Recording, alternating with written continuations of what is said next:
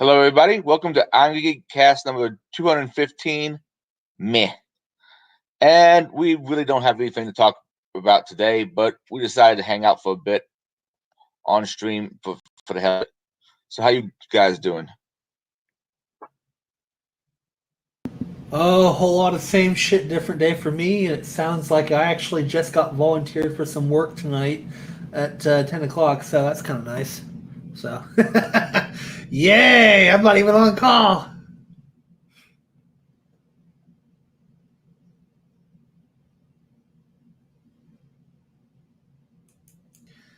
AP, are you there, or are you on perpetual mute, or what? Okay.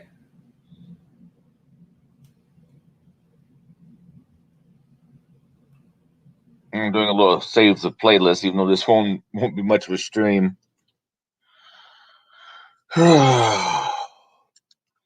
Man, Time Machine restores are taking a long ass time here for me.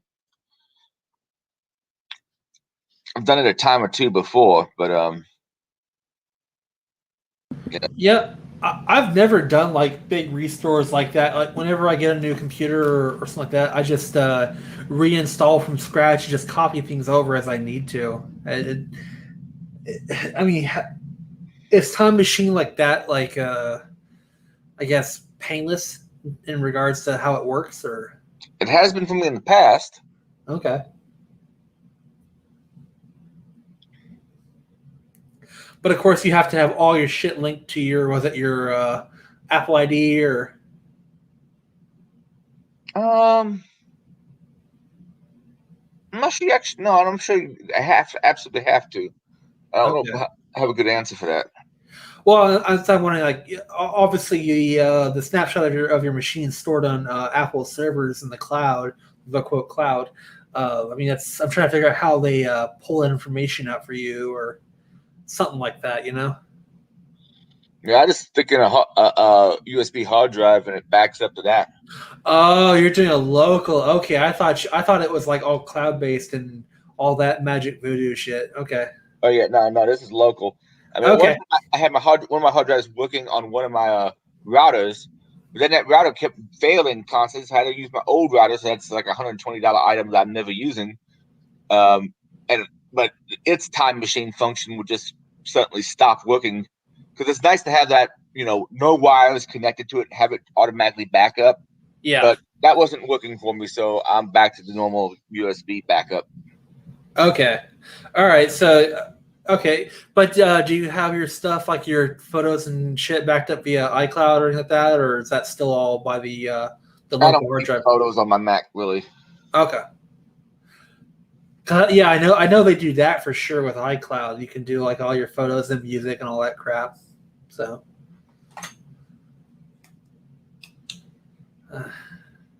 I'll invite the hooligans in the chat.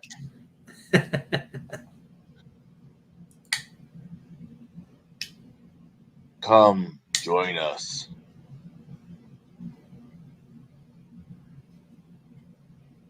We don't have Frank to keep us in line. Oh. Yeah. We actually heard from him a couple of days ago. I mean, has he told you much about how he's what's going on there? I know he moved out to Oregon or something like that, but beyond that, that's about all I've heard. No, I don't know if I don't know anything more than that either. Okay. I think he was out there hanging out with Jason a little bit. Yeah. Well, I mean, hey, Jason's on the chat, so if you want to join up, Jason, fill us in, whatever you can, whatever you are. What's the word? Whatever you are permitted to say.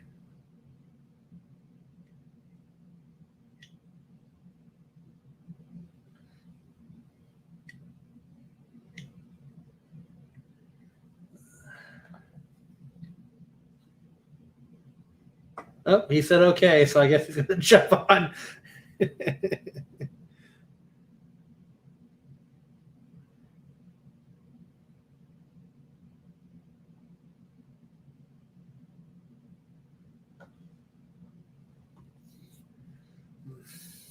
What about you, Adrian? What have you been up to lately? aside from dealing with time machine bullshit? Not much. My normal OCD kind of thing. Mm.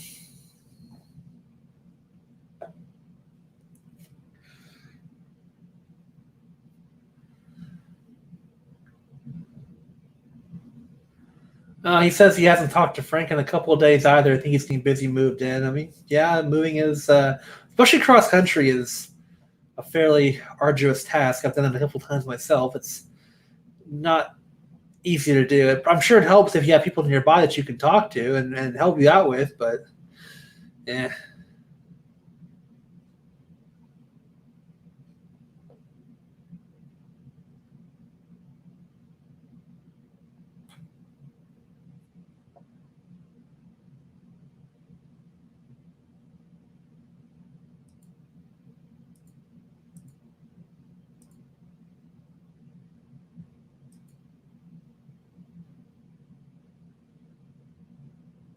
More people say stuff. I don't know where the hell AP went off to. He's supposed to be on here. It's all I see is a video feed out of his window looking down on the street below. I don't know if he's at his computer or if he's alive or what.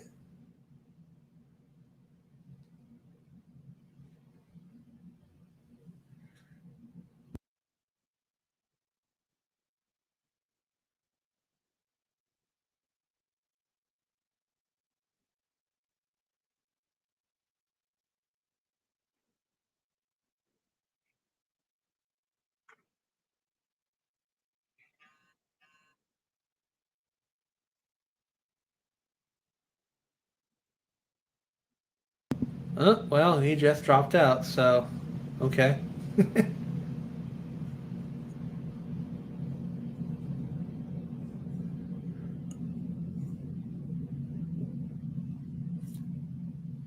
Oh, took some more of that Delta 8. Probably sleep okay tonight. Yeah. Hopefully this Mac's lying to me about how long it's supposed to take to restore this damn hard drive. You trying to get a sleep regulator or something like that in effect? Like a regular sleep pattern? Is that what you mean? Oh, he says Delta 8. I don't know exactly what that is. Oh, Delta 8 is a cannabinoid that can be extracted from low THC hemp. Oh, okay. Because of some farm bill, I think it was in 2018, and had to change the laws a bit. Yeah. It's legal for them to process this stuff and extract Delta 8 from it. It has a very, very low amount of THC and sell it. Hmm. And it has less of the how psychedelic. What's the right term? Psychedelic effect isn't quite the right term. I'm trying to think of what the right term is. It has less effect on you than THC as far as that's concerned, but a lot of the relaxation effect is there, and supposedly some of the other benefits that people ascribe to THC. Okay. Okay. According to Dickie, there was a commercial for the CIA. I had to quickly Google that because I didn't understand. I hadn't heard of that. Wow, that's just quickly reading over it. The CIA had a recruitment video that was quote woke. Yep. 2-minute coverage. I saw some people's coverage of it. A 2-minute video features a 36-year-old Latina agent who describes herself as intersectional cisgender millennial. Oh fuck me running. Yeah, that's what you want the face of the CIA to be.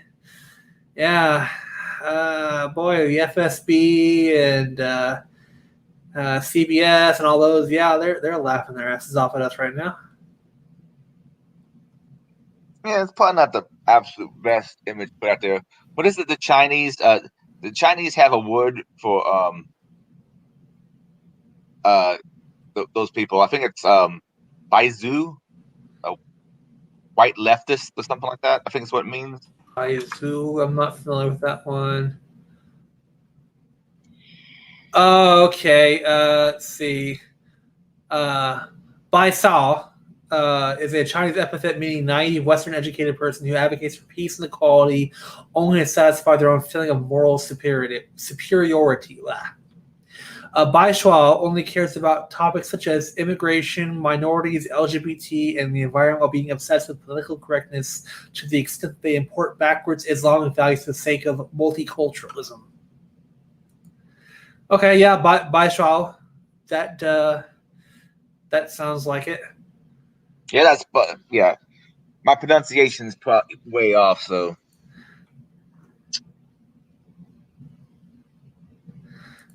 And the only Chinese word I know for foreigner before that was Lao Guai or Guailo, which usually refers to foreigner. Especially Guailo usually refers to foreigner. Now, how different is the different dialects of Chinese? Because I've heard of Mandarin and Cantonese. Yeah, there's also Pin and a couple other ones. There's like 6 major ones, of like 2 of which are the predominant ones, which are Mandarin and Cantonese, and the other 4 are lesser. But there's a bunch of dialects of Chinese across China, so it's not. Speaking Mandarin or Cantonese is going to get you most of the way there. So. And do they sound anything alike? Hell no. Yeah, you can hear Cantonese and Mandarin, and they sound very different, both in just sentence structure and how it lays out. And yeah, it's yeah. So not even is the same words. Well, they have some of the same meaning, but I mean, the same word, the same sounds will make a different. Okay, the same English equivalent will have a different word in each one, I guess you would say. A different translation. Trying to think of one I know it offhand. I think Dickie's a little better at Chinese than I am. I only know a few words in there. From most of the Romanized versions of Cantonese I've seen, it's usually very short words. Usually it's very short 2 or 3 letter words. They tend to make it more phonetic, whereas in Mandarin it's much more spelled out. You'll see like full words based, similar to what you see in English in regards to like. Chinese is one of those bizarre languages that's based upon different sounds, and they form kind of ideas, and you lump them together to form a more comprehensive meaning. In this case, a word or sentence. So you kind of see that more broken apart in Cantonese and Mandarin. It tends to be more combined into a complete. Thought's not the right word, but I guess it's kind of a close approximation. Now, which one of those is more the government language? Mandarin. Mandarin, I believe, is spoken pretty much in Beijing and a few other areas like that. Most I think it's South China, I believe, and Northern China is more Cantonese. But I think I'm sure Dickie will correct me if I'm wrong, because I am not 100% certain on that at all. Yeah, but isn't your dog breed Chinese or something? No, that's Shiba Inu, which is Japanese. Oh, Japanese, okay. Yeah.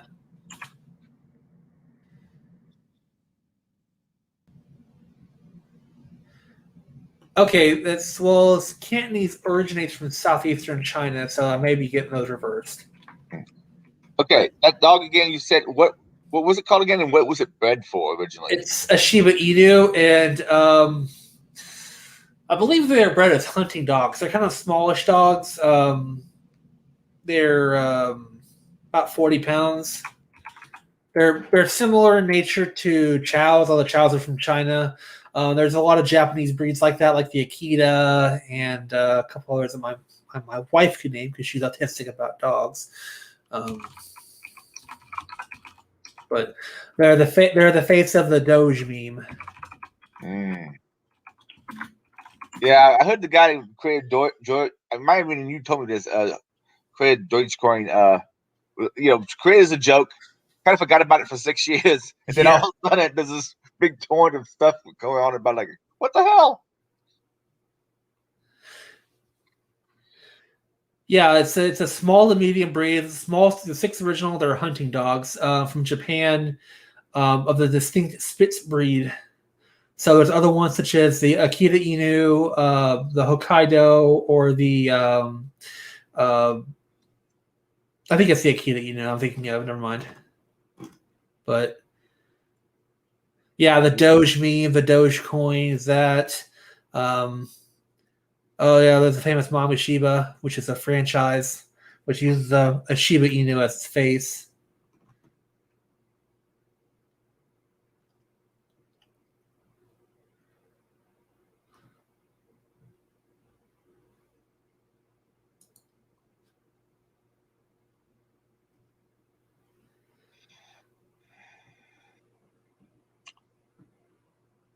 Yeah, I know people are watching Dogecoin to see how it goes up and down because it's becoming the new thing. Everyone's starting to take it seriously for some bizarre reason.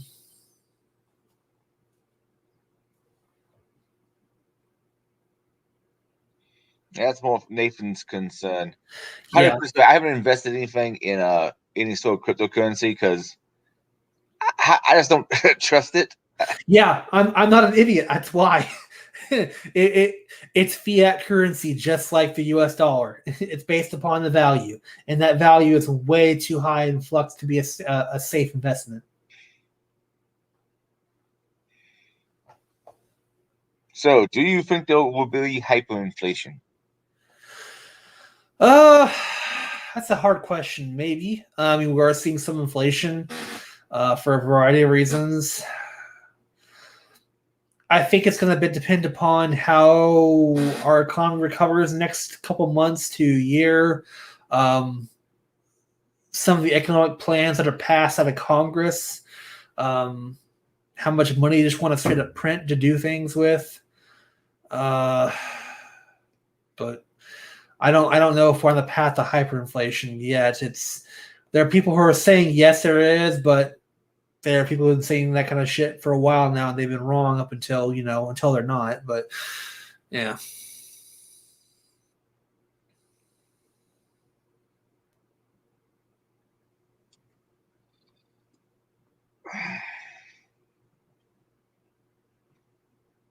Yeah, wages have been on decline since the '60s. I mean, there's been a lot of things on the decline since the '60s. Been in a lot of financial problems since then, and yeah, I mean, it's always been a thing going on. It's been a slow climb. It's not really been a steep one.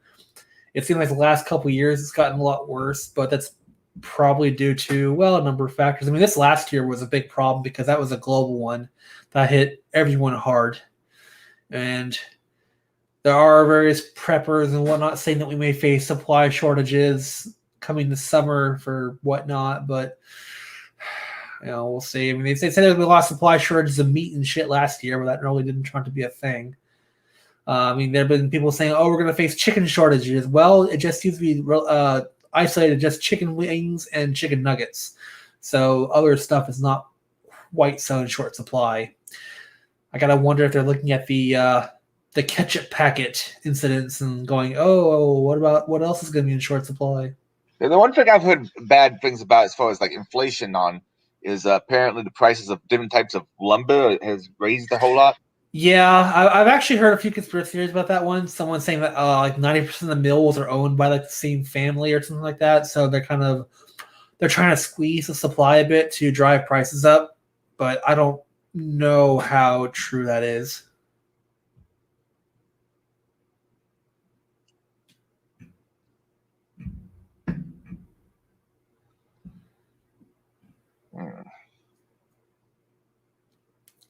Yeah, it sucks for me too because I was looking to get a new fence because my fence is fucked all to hell. So, yeah.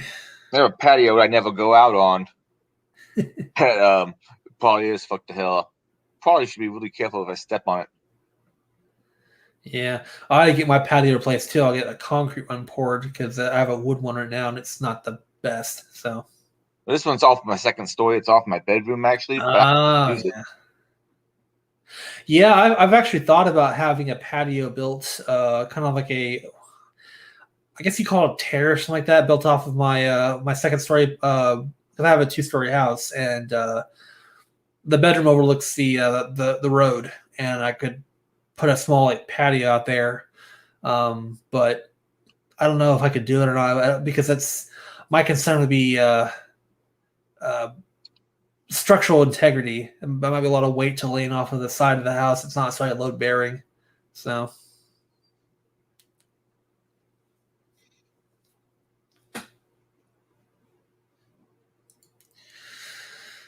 That's the joys of homeownership. There's always something new to fix or replace or change. Yes. Also, when you own a home, it only kind of encourages you to stockpile more and more shit. Yeah, you're not wrong there.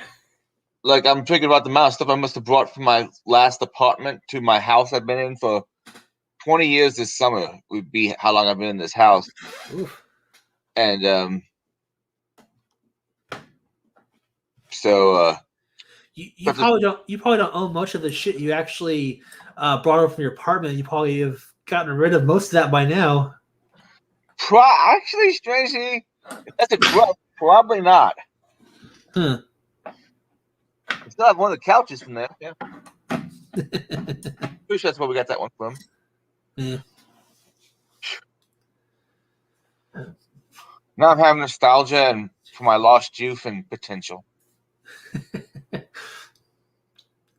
I mean, yeah, I know we were discussing in the private chat. I'm actually looking to get a house generator right now because that last winter storm has had me kind of concerned a bit. So we lost power for 30 hours. So I'm trying to see what I can do to hedge against that. I am currently waiting a call back from Generac on getting that set up, but I mean, like normally, like you told me once before, but what's the difference between how cold is it normally that time of year and how cold was it during the storm? I mean, normally it can get below. It can get into the teens or single digits at night, and it will stay that way for 1, maybe 2 nights. I mean, during the day it'll warm up to just below freezing, maybe as low as the mid-20s, but it won't stay that way. This, I mean, it was hitting 0. It was actually in a few locations in Texas it was sub-0, and it was that way for it didn't get above like 20 degrees for like 3 days. So it was extremely cold. Okay.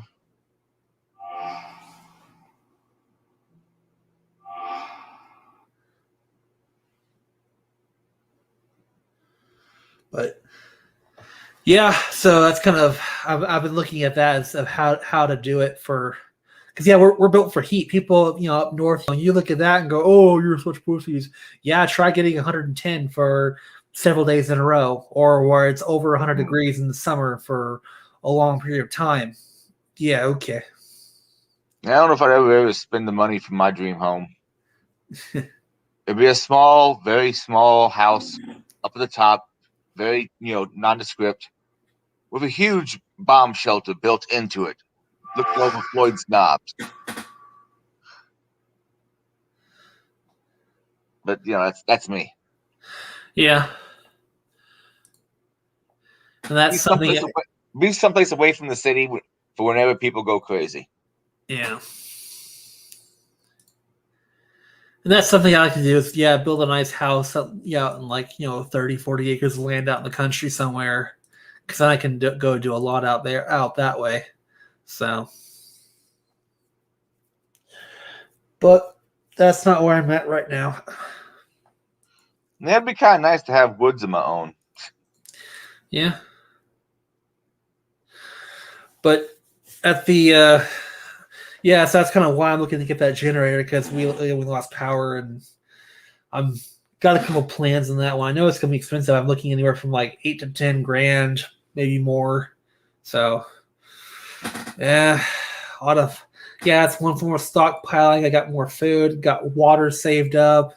I mean, I prepared pretty good for the winter storms. I was expecting to lose power for that long. I was told rolling blackouts would be a thing, and I said, okay, as long as we don't like permanently lose power, we'd be okay. But we permanently lost power for 30 hours, and with that, I lost my furnace, because my furnace is gas, but it still runs off electricity to distribute that hot air. So, yeah.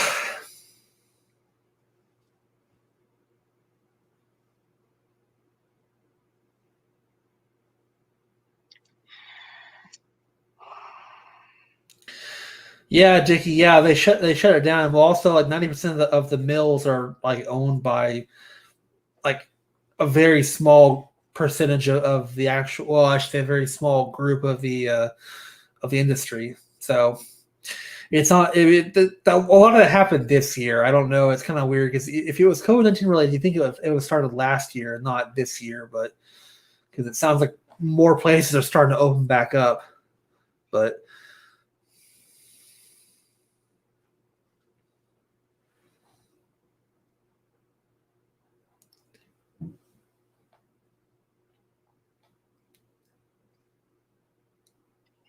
So if it's going to be things going to be inflating, I wonder if I should wait.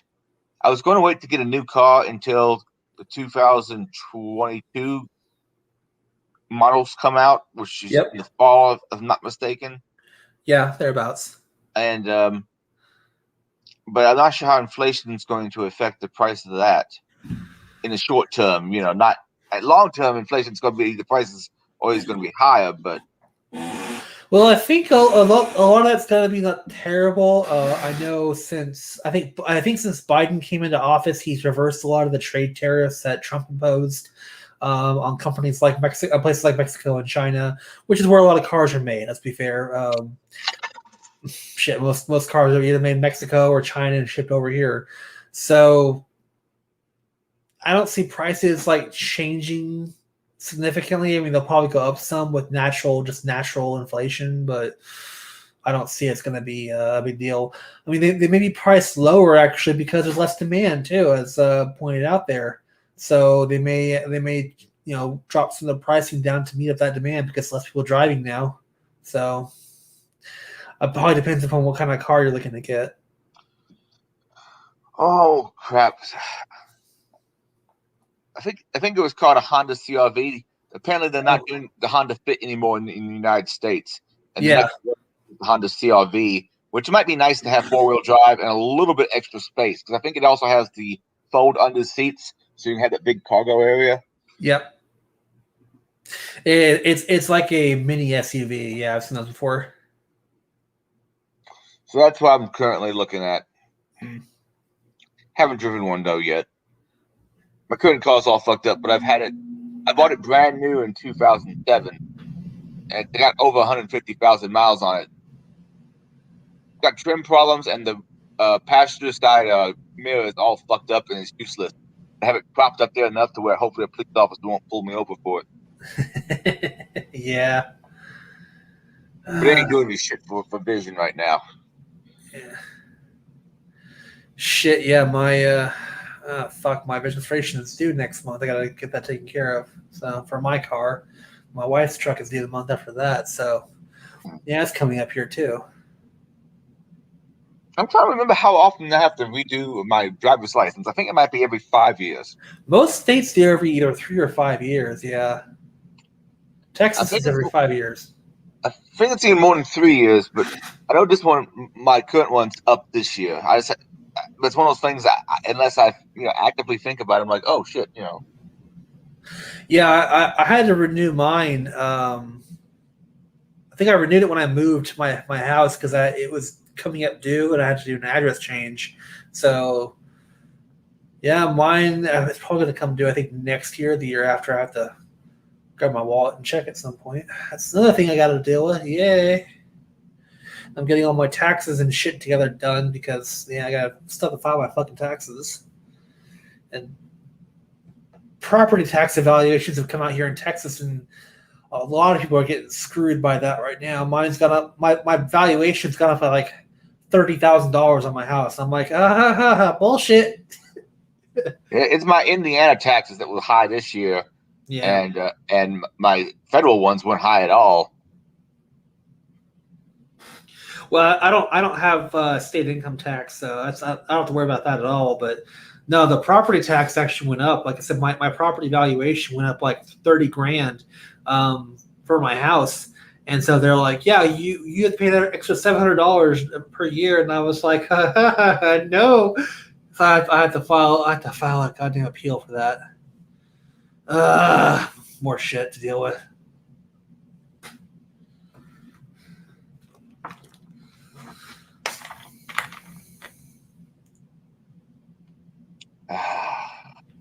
So how's Ted Kaczynski's Cabin in the Woods sounding to you? Now, if I was reading online correctly, the FBI or someone picked up the entire fucking cabin and moved it someplace. I mean, it doesn't have a foundation. Yeah, you could do that. They had it like in a museum for a bit. Now I think it's some other kind of like evidence storage area. But they like moved this fucking cabin. Well, with no foundation, you could do that. I mean, depending upon where you live, you don't necessarily need a foundation. You know, if you have good land, you're not prone to flooding or shit like that. Yeah, you can just do a pier and beam or something like that. You don't have to have a slab foundation. So that makes it easy to pick it up and move it.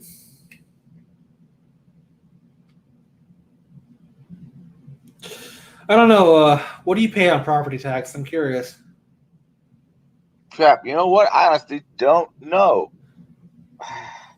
Somewhere between $400 and $600, I think. Per year?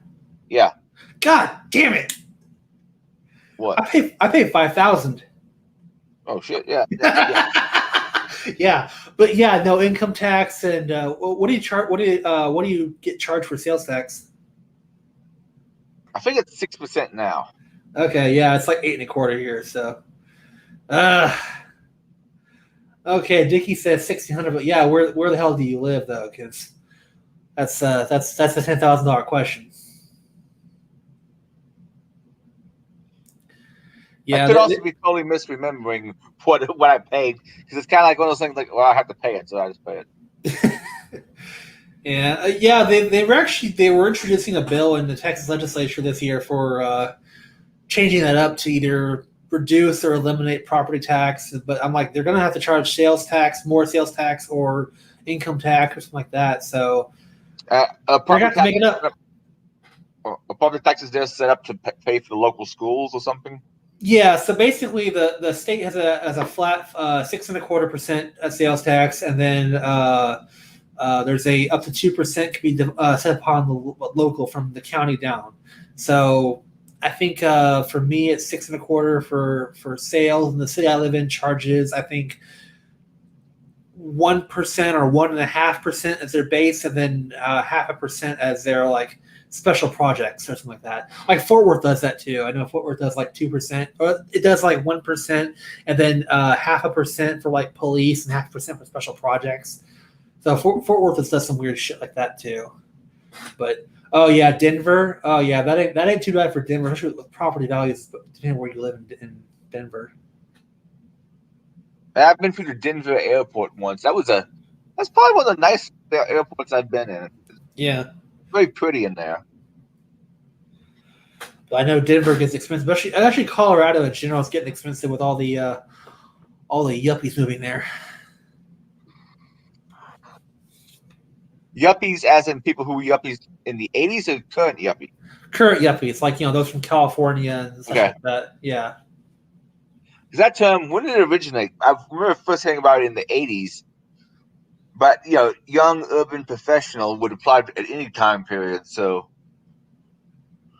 yeah, but I mean, it's generally for the people from like California, parts of Oregon, things like that, Washington, like Seattle, who are moving elsewhere. That's kind of what they refer to now as a yuppie. So, I remember hearing people complain about people moving from one state to another state to escape conditions and then voting for those same conditions. Yeah, that's kind of a dick move, so don't fucking do that. I'm happy in Texas. I escaped California for a reason. I don't want to change it here. But it's a compassionate thing to do, Darren. Yeah, this is compassionate 45 in the back of the head. Mm-hmm. Just look at the flowers. Yeah. Now face the wall. This weekend, I guess what the weather's like. I'm thinking about heading up to a spring mill, but it might actually be a case of I need to wear the hoodie because the weather's getting a little cool down here in southern Indiana. Yeah. They had a little pioneer village up there where they have a running like corn mill, and I think they maybe have a forge person there, and they had some lady doing some other kind of work. I'm trying to remember what it was, like pottery. And it also has some hiking trails, and it's got some caves, which I don't think you can actually go in right now. But is it like one of those little Amish villages? no, it's not an Amish village. It's just something that the local park, the Indiana Park Service runs. Oh, it's like a recreation, like a historical like site. Yeah, it's a state park. Okay. It also has Virgil Grissom. He was an astronaut. It has his memorial there because he was from the Mitchell, Indiana area. Oh, okay. I think he died in a fire. Not even taking off. Just died in a fire of some sort in an accident when they were testing out a capsule or something. Well, that's what happened with Apollo 1. Yeah, Apollo 1 was the one that burned up on the pad. But that might have been the one. That might have been the one Virgil Grissom was in. I'm not sure. Hold on, let's see. Apollo 1. I'm not sure it was Virgil Grissom. I know it was one of the astronauts. There was some controversy about. Was it Gus Grissom? Yes. Yeah, that's him. He was on Apollo 1. Yeah. Yeah. Virgil Gus Grissom. I'm pretty sure it's. Yeah, Virgil Gus Grissom. Yep. Yeah, he was in Mitchell, Indiana. Yep. Cool. I remember that much from. I haven't been to Spring Mill though, where that memorial is, in like 30 years. Wow. Yeah, he was actually on Mercury 4, Gemini 3, and then Apollo 1 was his last one. Which, yeah. Yeah. Why did it catch on fire? They wouldn't launch it at the moment, would they? No, they were launching, but there was an issue on launch. I believe it was. If I remember right, they didn't separate properly on launch, so it caused a fire. Let's see. Let me check the Wikipedia page. Yeah, it had a cabin fire. So when they were starting to the ignition sequence, they had a cabin fire, and they couldn't get everyone out. So let's see. The ignition source of the fire is termed electrical, and the fire started due to combustible nylon material and the higher pressure, pure oxygen cabin atmosphere. Rescue was prevented by the plug door hatch, which could not be opened against the internal pressure of the cabin.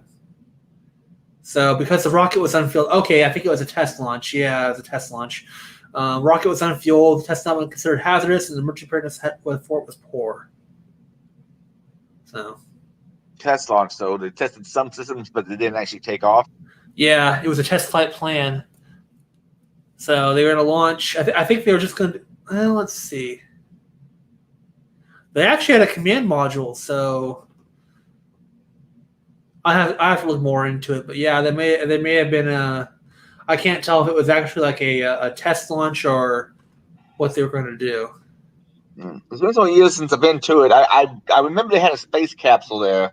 I don't remember, though, if it was one that was actually used or not.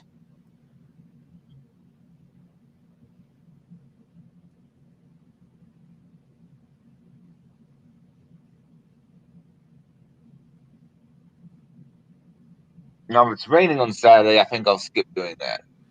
Yeah. There's also a place called, where Wyandotte Caves is in Corden, Indiana.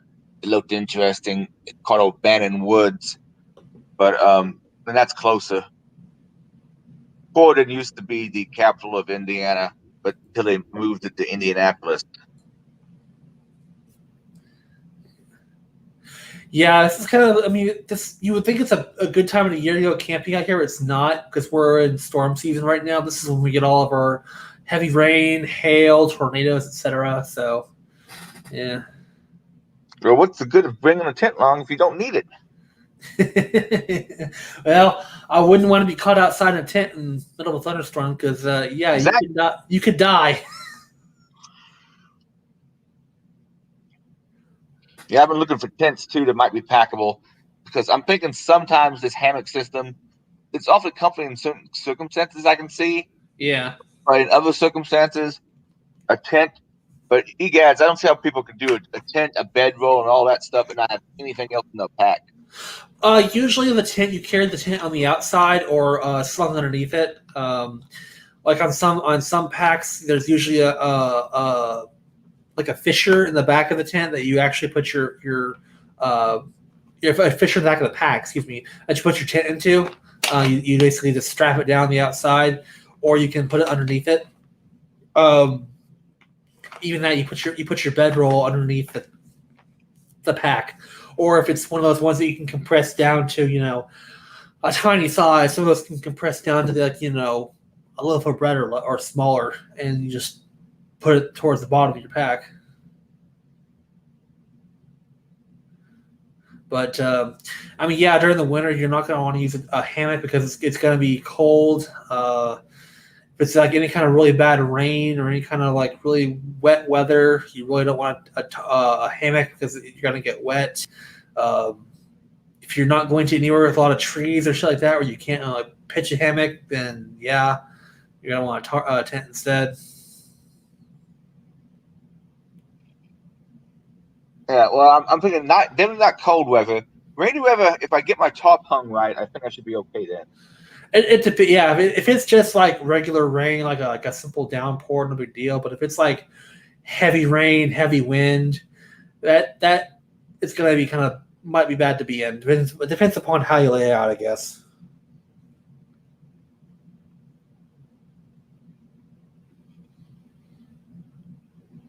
And we're looking at tents, and someone was saying that 2-man tents are about the same weight and size packed up as 1-man tents. They can be.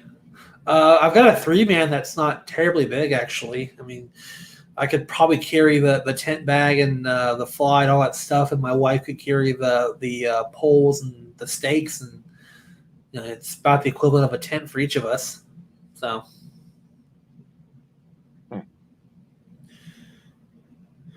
I mean, if it's just you, a 1-man will be sufficient. But if you're going to go with another person, I would recommend usually getting a size bigger than you think you need. That way you have extra ventilation and room so you can stretch out. Because usually a 2-person tent will fit 2 people, but you're going to be probably nut to butt in those things. They're usually not built for roominess. I'm trying to think of rural cons. I can't say the word rural very easily. But my buddy Mary puts on her Hackers on a Farm event. Yep. And I know there's been a few people who have talked about doing like some kind of Hackers in the Woods, Hackers camping kind of events. But I don't know if any of those actually came through, No, I haven't heard anything about those at all. I've heard of them. I can't even think of one by name.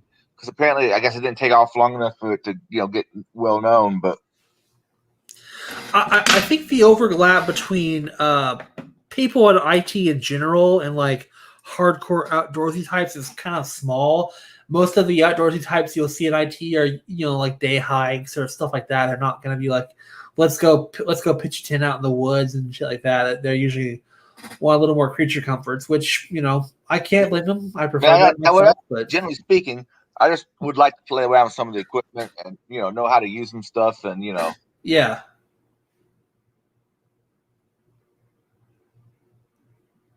In case the lobsters rise up to get us. I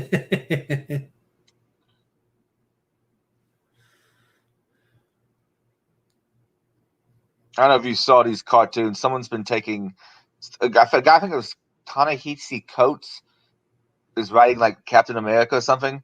And he has the Red Skull on it, spouting lines that sound like Jordan Peterson.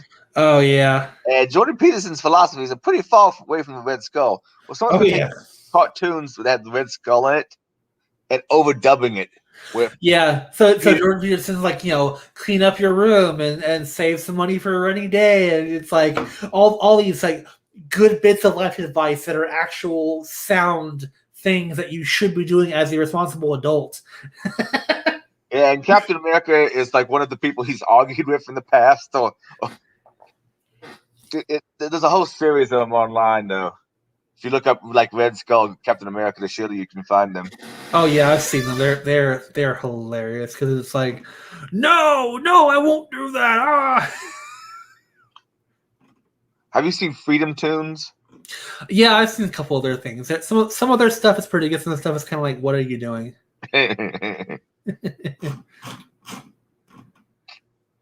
Something else I find funny. Flash Gets. That one sounds familiar, but I think that's the one that did Transformers. okay. Never mind. We won't go into that one. I'm just trying to figure out the funny channels that pop up on me. I'm pretty most of my YouTube watching stuff is like news and politics stuff.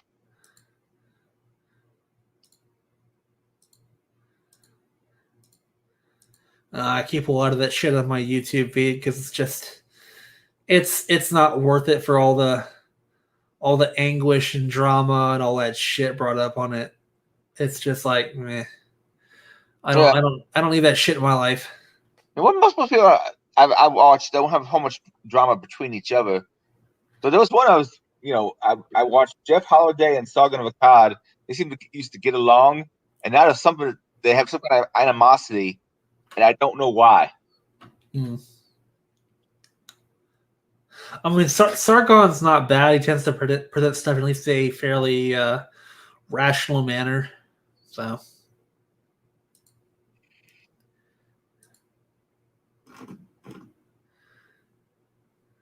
let's see. I mean, I usually, yeah, Freedom Tunes. What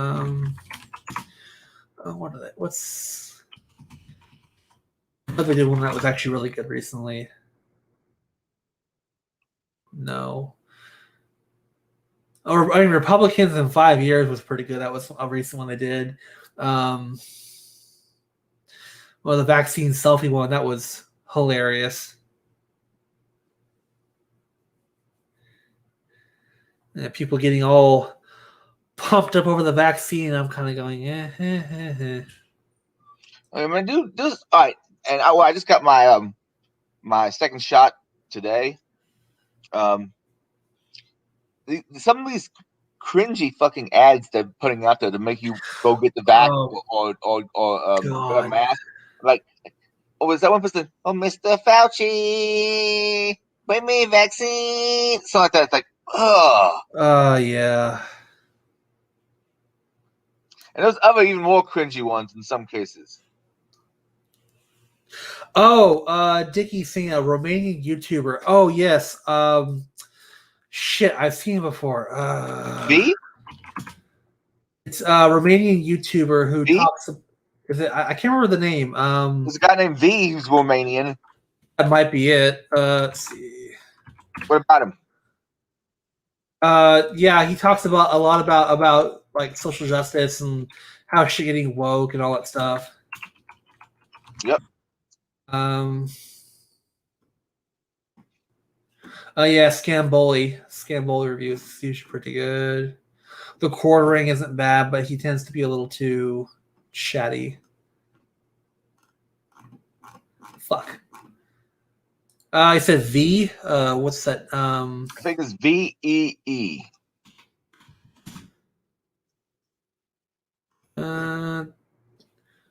Romanian TVEE. Yeah, I think it's him. I think. Why are we looking up him for? Oh, because Dickie mentioned him in the comments there. Yeah, Dickie, Romanian TVEE. Yeah, that dude. Yeah. He's pretty good.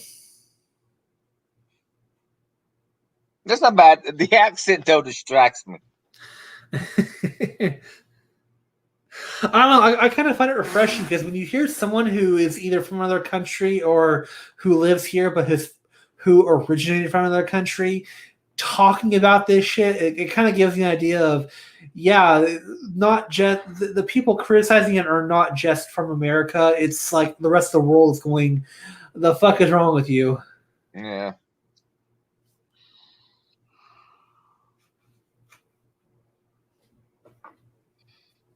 Yeah, here in a bit, I'll probably hop off of here and catch Tim Pool and see what's going on in the world. I heard someone say at Tim Pool, yeah, you have to watch his videos at like double speed to get through them because he talks too much. And yeah, he kind of does. I think he's aiming for a certain minute length because he's trying to game the YouTube algorithm. Yeah, probably. So I think the YouTube algorithms are probably semi-inscrutable. I know at one point that was like 10 minutes, where if you didn't produce a video like under 10 minutes or something like that, it was not considered monetized or shit like that. So Wait, it would only monetize ones under 10 minutes or over. over? Oh, okay. So people, yeah, because I know there was a couple YouTube content creators who would they had to pad their videos with stuff to get that mark to actually get monetized or be eligible for monetization. Yeah, it took me a while to even be able to upload to YouTube the video sizes I needed. Yeah. To get monetization. Yeah, I mean, it used to be forever that you couldn't upload videos like longer than 15 minutes, and then you had to apply to increase that. And I don't know what the default is now. I mean, that was like 2005, 2006. That was forever ago. God damn, that's 15 years ago. Holy shit. Yeah, I'm feeling awfully old. Yeah, I know.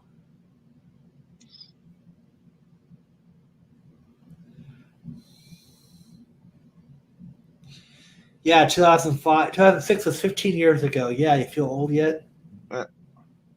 Oh, by the way, Jason, thank you very much for the knife. You sent me this little neck knife. Nice. I didn't know Victorinox even made fixed blades. I only knew of them for the Swiss Army knives. Yeah. But they make all sorts of things like paring knives and other stuff too. So I didn't know. Okay, Dickie points out, yeah, you used to have at least 10-minute videos to have more than one ad spot placed on them. So they've had them increase the number of ads. So basically, based on the amount of time that you have, you can put ad spots in there. Okay. So makes sense. I don't even see ads on YouTube anymore. So I have that YouTube Red thing. I got an ad blocker. So hey, if you want to make money off my demographics, that's cool. Then I won't see your ads.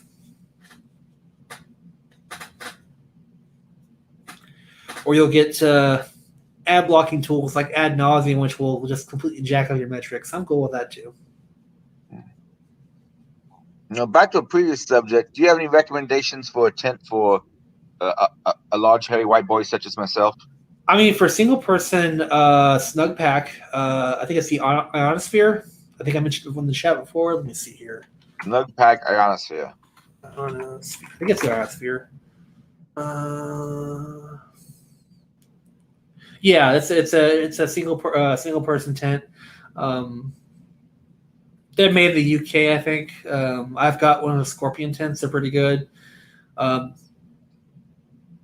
Okay, this is an inner first tent. Okay, so that's not necessarily a bad problem.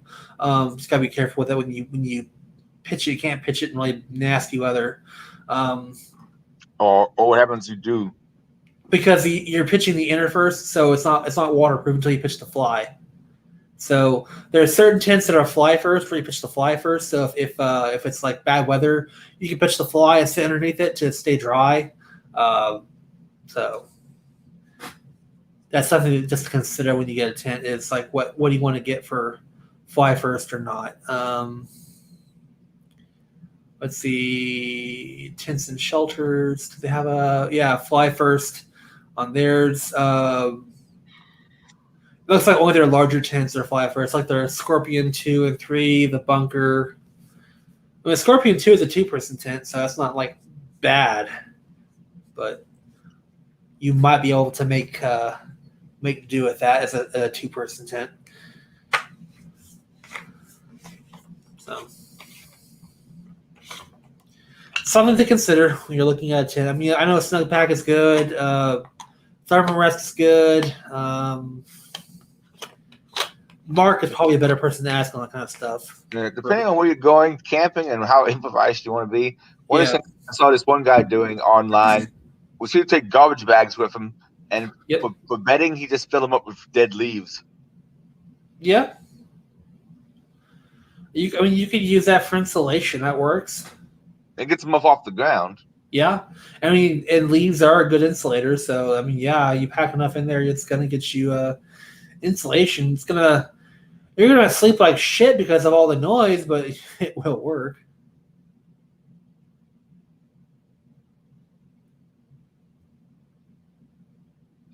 I actually ordered some tubs for all the camping gear I've ordered because I need to clean this house up some more.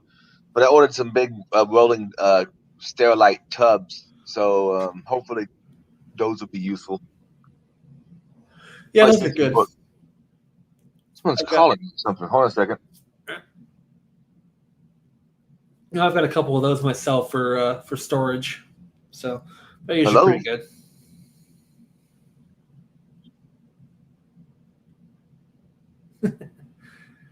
Good thing he muted before we got to a very awkward conversation. Okay. They asked if there was a Miss Crenshaw here. Did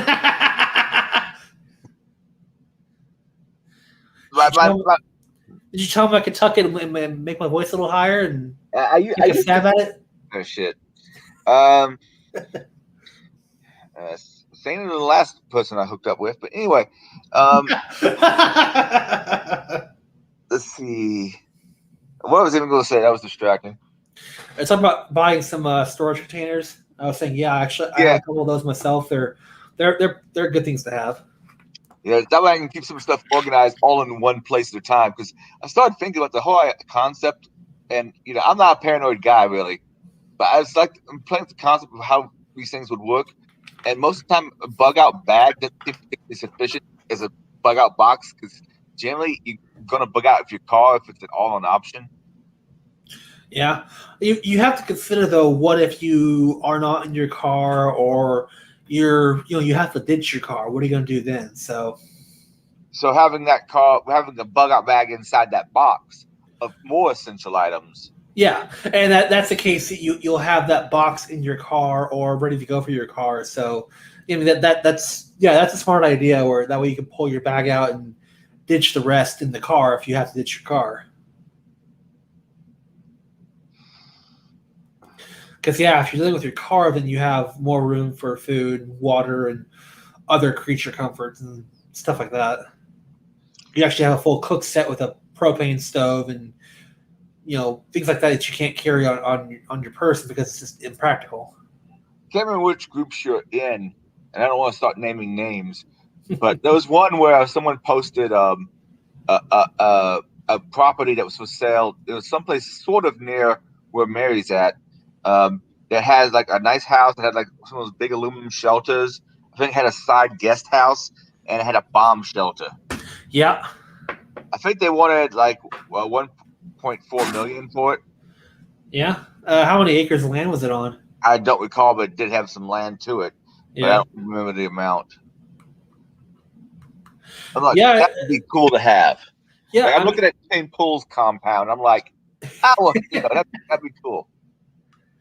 Yeah, that'd be nice. Actually, that begs the question: how prevalent are bomb shelters out there? I honestly do not know. I know of that one because I saw the ad for it. Besides that one, I wouldn't know where no one is. And that one, I don't even know where it's at. I'd have to look it up again. Well, actually, that's a good follow-up question. How prevalent are basements out there?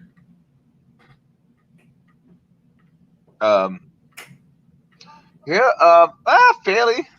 Mine's on slab. Okay. But my mama's wasn't.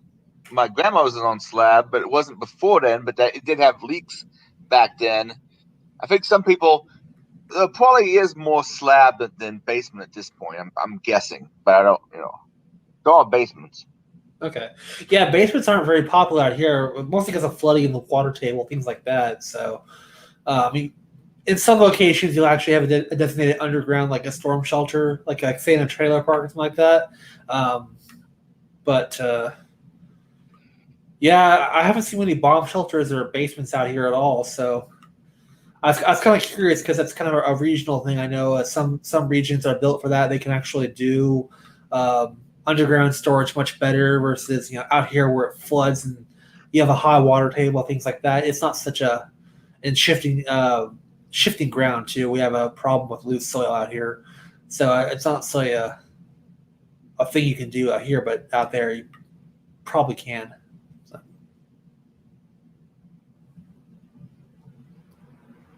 Yeah, I'm thinking the one thing downside of this, I don't know if I'd want too much land to have to take care of. The extra structures would be nice, but because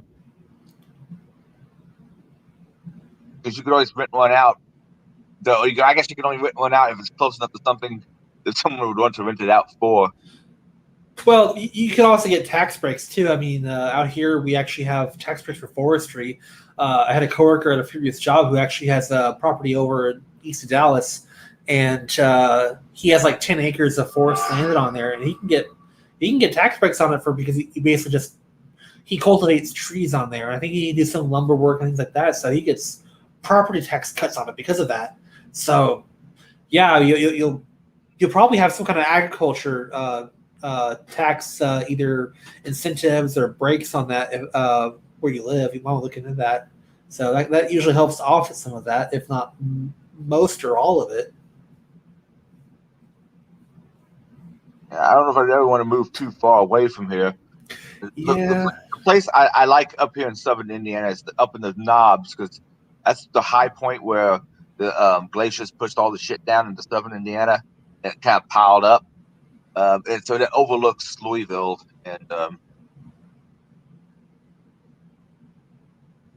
it's not Appalachia by any means, but once you go any place much north of where I'm at and stuff in Indiana, it's pretty flat. Yeah, it's pretty flat out here. I mean, it's not much terrain features out in Texas, short of like getting towards the south and the west when you get some mountain ranges from the Sierra Madres and the Rockies and things like that. But it's fairly flat through most of Texas. Like I said, the big problem is the soil. It tends to shift a lot, and we also have a lot of flooding, especially during like I said, now in the monsoon seasons. We get a lot of flooding, kind of a high water table too. So that tends to discourage underground structures too much. What was I going to say? But about living too far. Yeah, that's kind of the one thing that kind of keeps the wife and I from considering moving out to the country is internet usually tends to suck really hard out in the country. That's kind of important for us because we're both gamers and work from home and all that shit. So you need a good internet connection. That's kind of hard to do when you're out in the sticks. How's this Starlink thing shaping up? Oh, I don't know. I've been looking into it. I know it's starting to get deployed, but it's still pretty much its infancy from what I understand. So if it develops more, then great. Yeah, we can. Gigabit internet wirelessly. That sounds really good to me, but we'll see if it actually gets out there and gets developed or not. Yeah, because I wouldn't mind living in a cabin in the woods with the large bomb shelter underneath the cabin, of course. But I want to have my internet connection. Yeah, that's that's the problem. I mean, everything else you can either have delivered or you plan your trip out to the town once a month and get everything you need and you're good for that month, and then or you grow it if you can't. I hear chickens are easy to raise. They are, and actually make pretty good pets from what I understand too. Yeah, someone across the street has a rooster. Yep.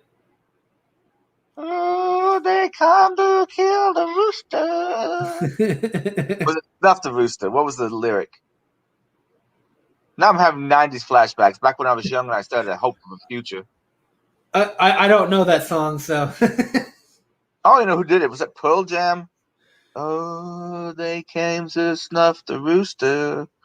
I don't know. The guitar riff goes You're on. flying solo there, buddy. Was that? Yeah, okay. No, I'm just saying you're flying solo there because I don't know who that is at all.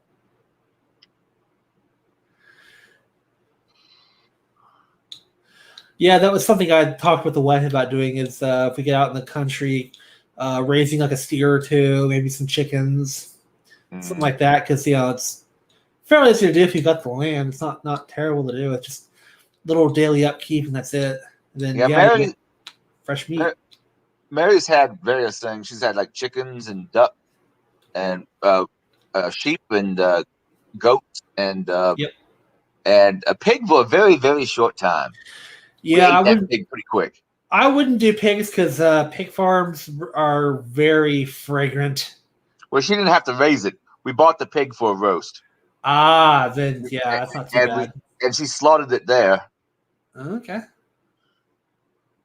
So I've seen Mary shoot an animal in its head and then do the whole gutting and cutting, and she needed some men folk to help put it up on the, what was it called, a gimbal? Yeah, to bleed it. Yep. Yeah, but other than that, she's like slicing and dicing. Yeah. And it was pretty damn good.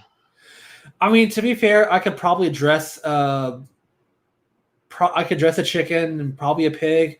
I'd probably still have someone do it for me. Maybe the chicken I could probably do because it's not worth the money. But for pigs or steer, yeah, I'd have someone do it because they can do it a lot better professionally than I can.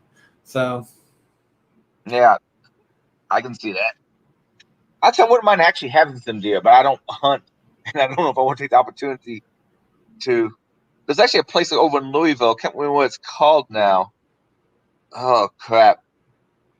Beast? Oh, carnivore? I don't remember what it's called now. But it has all sorts of different game meat. And one of the things you can do is order meatballs of various things to try them, like elk or whatever. Oh yeah. Ostrich, weird shit like that, Oh hell! Next time I go to I have a local butcher I go to. Next time I go there, I'll ask about about getting game meat. I think they do deer processing for you during deer season. If I'm pretty sure they do. If not, I'm sure they can recommend someone. Yeah, we might have some venison. Yeah. Man, there's a park out here. I see more wild parks I go to. I don't really usually see deer. Yeah. But there's a place right up next to a golf course, snuggled in the middle of suburbia, Lapping Park, where there's a bunch of deer back there, and they're not really too scared of people. I mean, you can get within, you can't get within maybe 30 feet of them. But I mean, there's no predators out there really for them. They're not allowed to be hunted. The biggest fear would be to get hit by a car if they're stupid enough to run into the road. Yep. And they get lots of food because tourists will feed them, and they'll root in garbage like that. So yeah, that's where they're gonna go.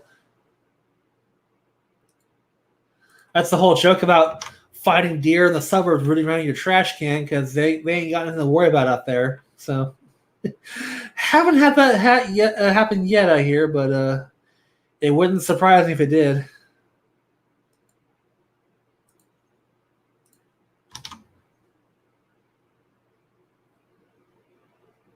Yeah, that was a cool video. Came out a couple years ago of a deer that was coming down through downtown Louisville, and went right through the Galt House area. I don't know what that is. Yep. And then jumped over the railings. And if it hadn't been for the fact that there was flooding at the time, it would have probably broke its neck or something. But luckily, it hit the water and started swimming off. Yeah, I mean that was happening a lot last year with lockdowns, and everyone was like quarantined in their homes and shit. There was lots of wildlife going into cities. I think there were like some cities actually had like deer walking through them. I know like parts of like India are being overrun by monkeys and shit like that, or dogs, and yeah, it was wild times. Well, I've been hearing some bad things might be happening in India. What's going on in India? Well, I know they're having a resurgence of COVID, so they're getting hit by that again, which no surprise given India's health record. Yeah, one of my coworkers is Indian, and I remember when this was happening over a year ago. I was tracking this, like, okay, no incidents outside of China yet. No, not China. There's one in the U.S. There's none in India yet, or something like that. And I was like, I was telling him what's going on back, because he still has family back there. Okay, they've had a resurgence of it. Yeah.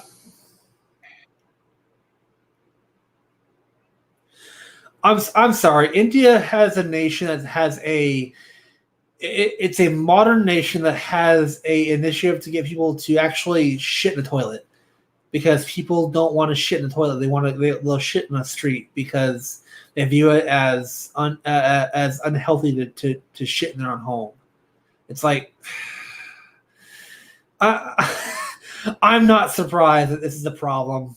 This is with their holy rivers. The Ganges and such are just absolutely polluted. They're filthy. You'll find dead bodies in them. It's like.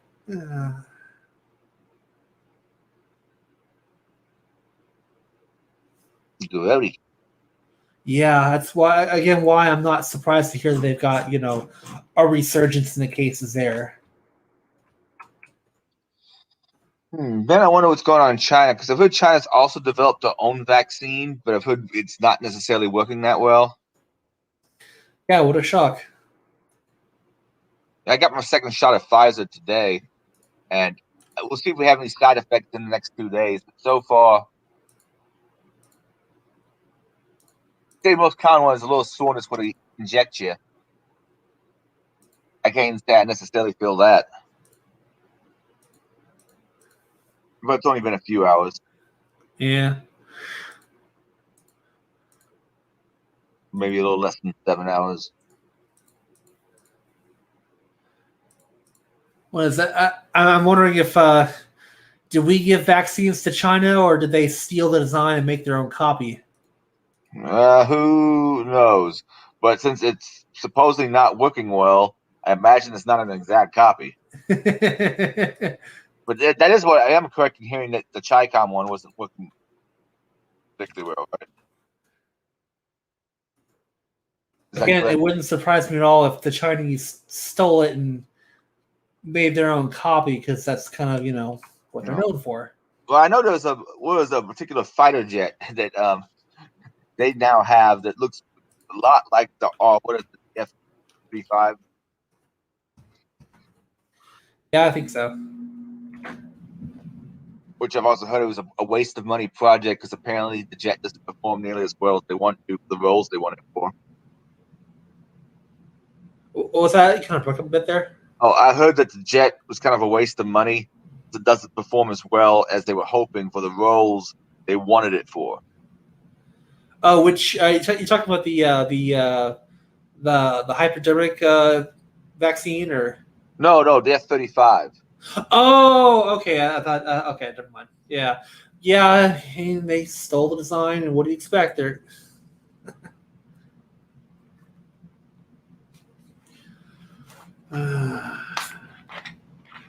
Wow. Yeah. Apparently, it says Dickie. He says he went to China, and it was fucking nasty. Which, yeah, okay, no surprise. China's using this as they're pooping on the rides. Wow. What part of China did you go to, Dickie, if you don't mind me asking?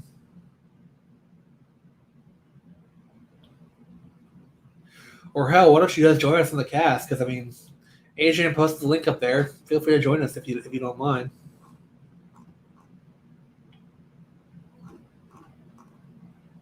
And if you need me to post it again, I can.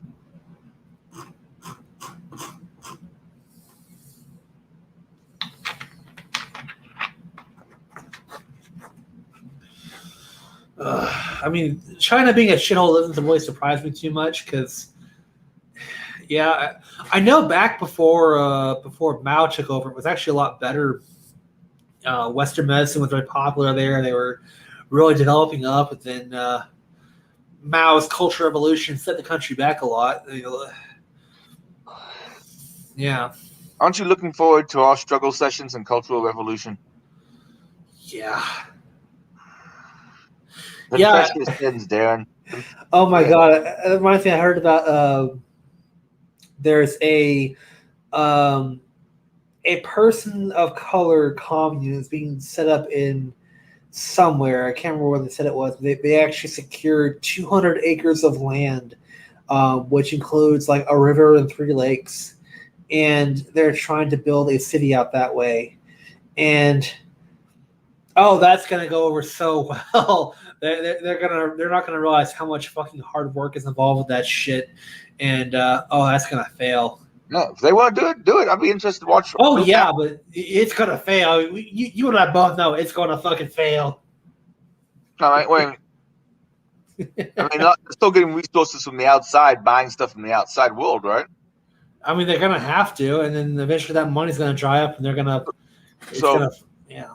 They build a bunch of houses with all that money. As long as they have other jobs to keep it sustained, they can have their own little commune of whatever types of people they actually want there, and then do the business of the outside world.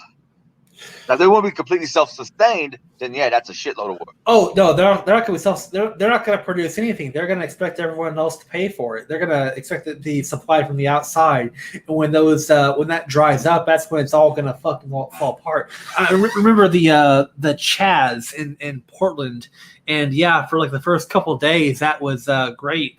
Because they were getting handouts from business owners there, and then they were like, "Oh, this is not we're losing money on this," so they pulled the fuck out, and then they started like trying to grow food there, and that was a horrific disaster because no one there knows what the fuck they're doing, and they didn't consult with any experts or and then it basically fell apart to bitter infighting within a few days, and pretty much went in total anarchy. So.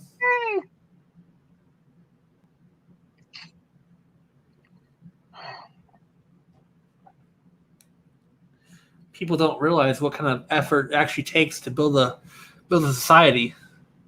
You need rules. You need people to actually do some hard fucking work. It's not done through good feelings and intentions. You actually have to put foot to ass and hand to ground. You can't just sit around and wish for it to happen.